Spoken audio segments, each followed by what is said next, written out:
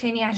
Bueno, buenas tardes. Quiero agradecer a María Teresa por esta presentación tan cercana y tan bonita, como ya ha dicho. Bueno, yo me siento en casa, aunque literalmente esté en mi casa, pero para mí Museo Salcillo es mi casa y empecé a tomar contacto con las obras de arte y para mí es un honor estar esta tarde con vosotros presentando esta ponencia sobre la Condesa de Montijo. Quiero agradecer también, pues como he dicho, al Museo Salcillo por contar conmigo un año más, a sus trabajadores y por supuesto a las profesoras Conchita de la Peña y María Teresa Marín, porque son el alma de este seminario y es un placer estar aquí.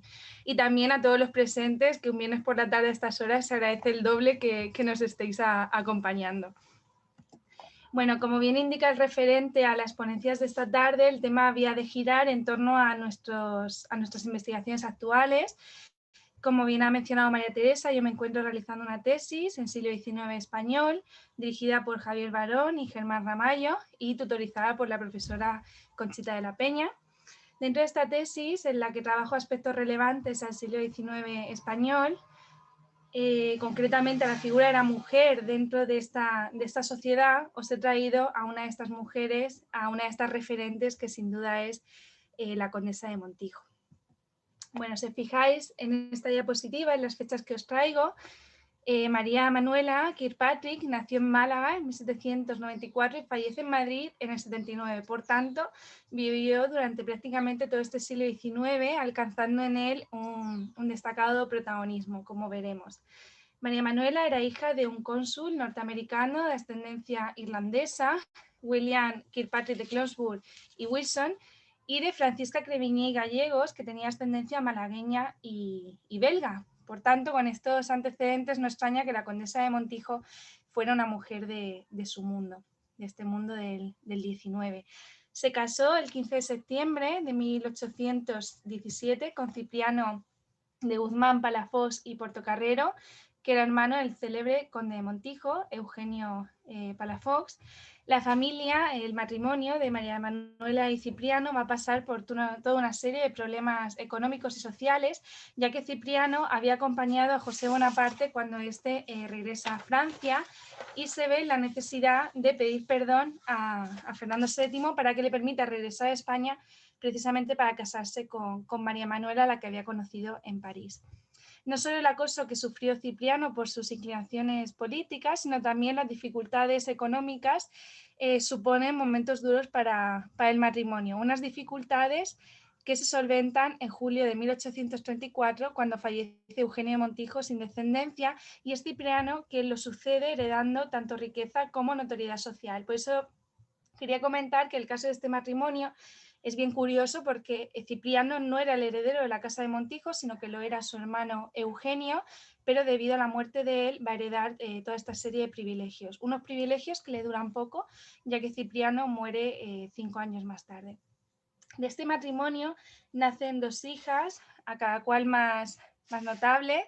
La primera es Francisca de Sales Portocarrero Palafox y Kirkpatrick, duquesa de Alba, por casamiento con Jacobo Luis Francisco Pablo Stuart Fitzjames, duque de Berwick y, como digo, duque de Alba. Esta mujer, que va a ser conocida como Paca en su época, ostentó el cargo de duquesa de Alba.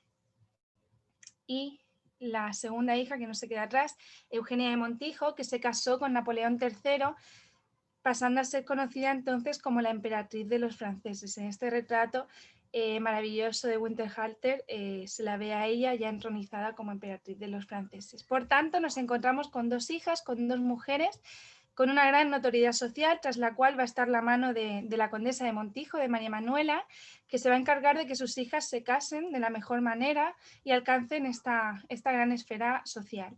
Con estos datos podemos hacernos una idea de la trascendencia nobiliaria y social de la condesa de Montijo, 5 veces grande de España de primera clase, no solo en la España decimonónica, y esto es importante, sino también a nivel internacional, como veremos.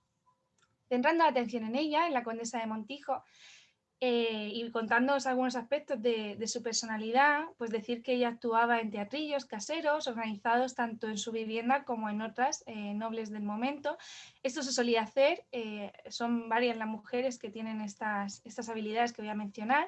María Manuela también cantaba, pintaba, bailaba y los cronistas destacan su inteligencia y su capacidad de conversación. Y es algo que se revela en las crónicas y que hizo extensible a mucha gente. Estudió en Inglaterra y en Francia, algo que va a procurar también para sus hijas. Antes de la muerte de su marido, este decidió alejar a su familia de Madrid por miedo a una epidemia de cólera que asolaba la capital y las envía a París. En París residen la condesa y sus hijas en un pisito que no por ello, o sea, no por ser un lugar de dimensiones reducidas, va a acotar la sociabilidad de María Manuela, todo lo contrario, ella abre pronto su salón para reuniones de viejos y nuevos amigos, entre los que se encontraban los artistas tan conocidos como Viollet-le-Duc, David Angers, Eugène Delacroix, Prosper Mérimée o Stendhal, etc.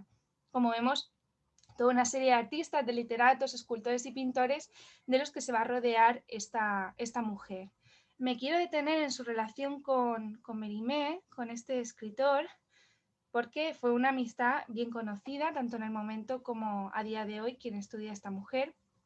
Ya hemos mencionado que fue uno de los invitados al Salón Parisino de la Condesa de Montijo, y como digo, su amistad era bien conocida. A ambos los unía esta relación que empieza en Madrid unos años antes de coincidir en París, y es una amistad que se fomenta sobre todo a raíz de la muerte del conde de Montijo, de Cipriano. Pese a su cercanía, Mérimée respeta la diferencia social que existe entre ellos, y eso es algo que sabemos por la correspondencia que había entre estos dos personajes, recogida posteriormente por el duque de Alba, una correspondencia que se recoge y se acaba publicando. Sin embargo, solo se conserva una de las partes de la correspondencia porque las respuestas de la condesa se perdieron en un incendio. Como digo, Mérimée y María Manuela se conocen en Madrid en los años 30. Según algunos estudiosos de esa época, de finales del 19, la relación que los unía no iba más allá de una amistad, pero era una buena amistad que se hizo extensible a sus hijas, las cuales apreciaban mucho a este escritor, hasta tal punto que fue la propia Eugenia de Montijo, la hija pequeña de María Manuela, la que estuviera detrás de esa publicación de las cartas del escritor, de las cartas que compartió el escritor con su madre. Se ha sugerido que María Manuela pudiera servir de inspiración para la obra Carmen, para esta obra literaria de Mérimée, que a su vez sirvió de inspiración para la ópera Carmen de Bizet, que todos conocemos. Es solo una teoría, también se ha aventurado que podía ser Eugenia de Montijo la que sirviera como inspiración, o incluso una historia que ésta contara a Mérimée en un momento dado de su vida. Como digo, son conjeturas, pero no dejan de ser interesantes.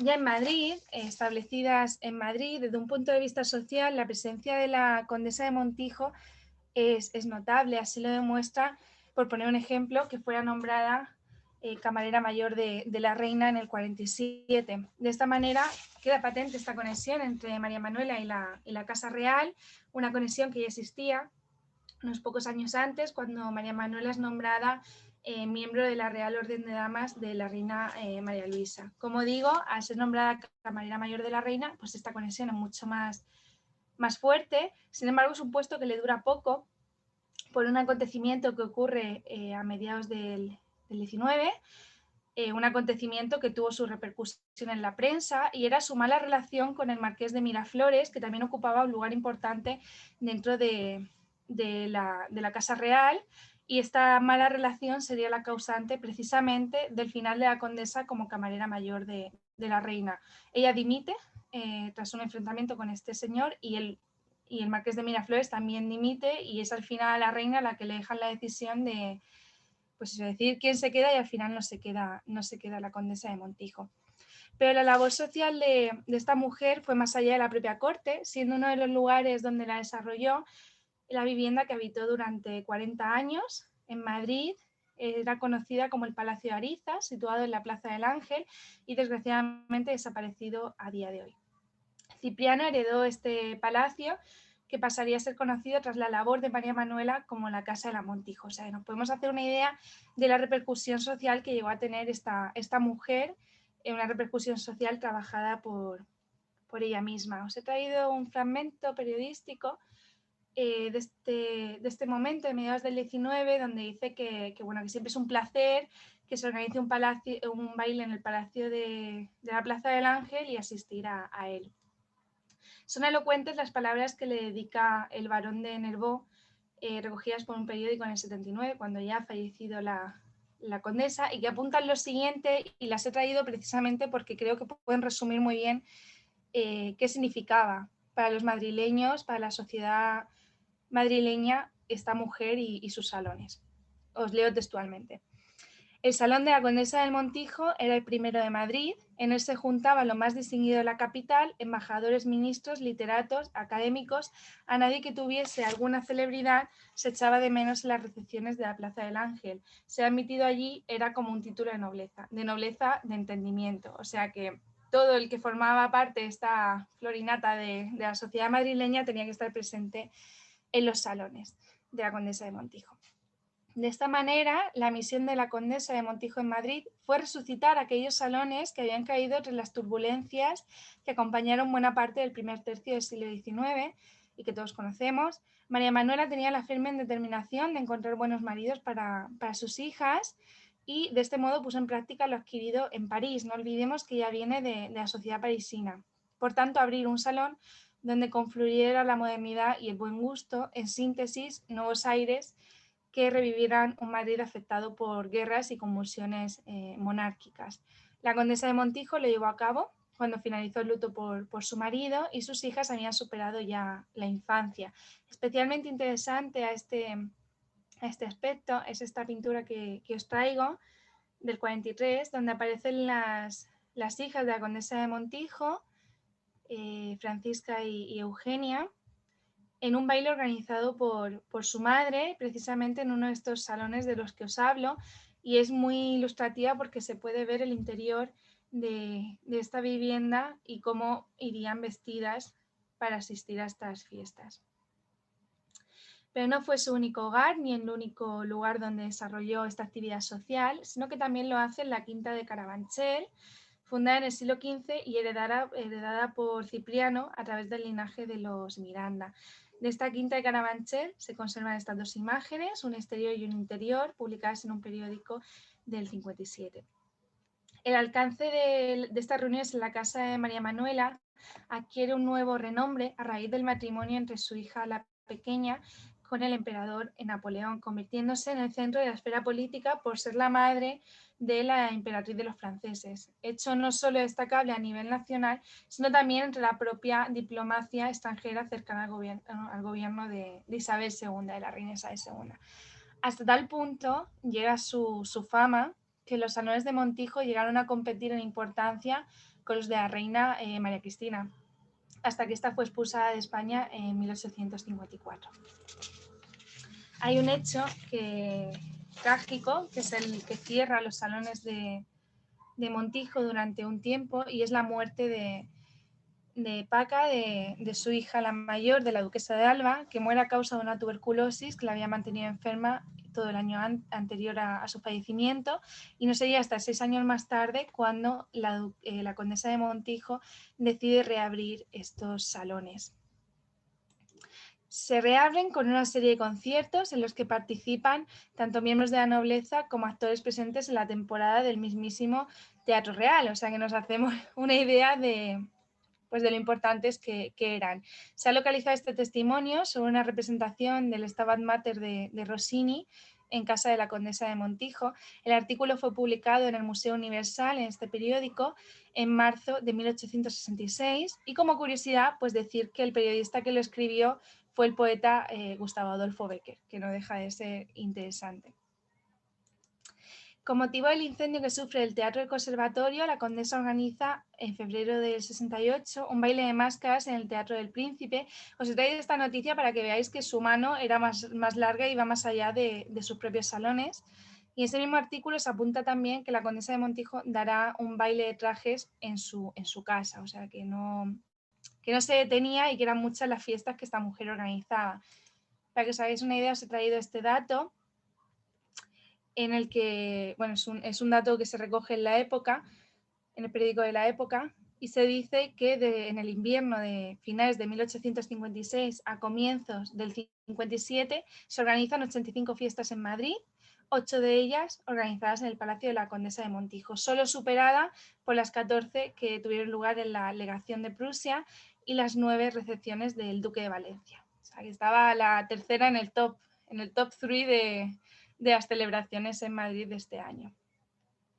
Pero la actividad social de la Condesa no solo se limita a la que desarrolla en sus salones y en otros espacios madrileños, sino que, por supuesto, también participa en proyectos públicos, como el que tuvo por objetivo la construcción de un ferrocarril que uniera Socuéllamos con Badajoz. Y, como no deja de ser notable y constante en las mujeres de la alta sociedad madrileña, también está presente en el campo de la beneficencia.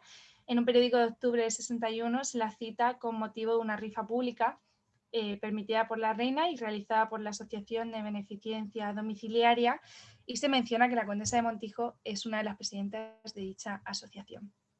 Para finalizar, os he traído una serie de fragmentos que se le dedican a su muerte en el año 79, y os quiero leer especialmente uno que no está aquí, que no lo tenéis en pantalla, que es el artículo que le escribe Pérez Echevarría y que puede reflejar la imagen social que tenía esta mujer en su tiempo. Y os voy a leer textualmente, porque creo que lo resume muy bien todo lo que os he comentado. La condesa ha muerto, llorada de todo el mundo. Sus méritos la habían hecho acreedora a este tributo de justicia, inteligencia superior, capaz de penetrar en los más puros ideales, premió siempre con entusiasta aplauso las creaciones del artista, o sea que impartió mecenazgo artístico. Con ser tan aristocrática era eminentemente popular. Las turbas revolucionarias pasaban por los salones de su palacio sin perjudicarla en sus intereses ni ofenderla en sus sentimientos. Transigía con todas las clases sociales, excepto con una, la clase maleducada. Era un carácter y a la vez un corazón lleno de bondades y ternuras. Sus facultades intelectuales eran prodigiosas. Y aquí comenta que parece imposible que una señora de edad tan avanzada consiguiera atender a todo lo que hacía la condesa, que era desde la administración de su casa, el desempeño de un sinnúmero de cargos benéficos, la política europea, la literatura contemporánea, banquetes, bailes y conciertos, etcétera, etcétera. Para hacernos una idea de hasta dónde llegaba la mano de esta mujer. Y finaliza diciendo: habremos de convenir en que la condesa era la representación más legítima de la alta clase a que pertenecía y que su pérdida deja un vacío en la sociedad española difícil, si no imposible, de llenar. Y ya para terminar, me parecen muy sentidas y muy oportunas las palabras que sí que tenéis en pantalla, abajo a la izquierda, que dicen que, en resumidas cuentas, la condesa de Montijo era una de las damas más distinguidas e ilustres de nuestra aristocracia. Su casa fue durante medio siglo centro de una sociedad en la que íntima unión confundidos veíanse aristócratas, hombres políticos, oradores y literatos, y durante el reinado de Isabel II no pocas veces a su influjo poderoso debiéronse muchas lágrimas ahorradas y muchos beneficios recibidos. La muerte de la condesa de Montijo será universalmente sentida. Muchas gracias por su atención y hasta aquí este pequeño acercamiento a esta gran mujer. Muchísimas gracias, Consuelo.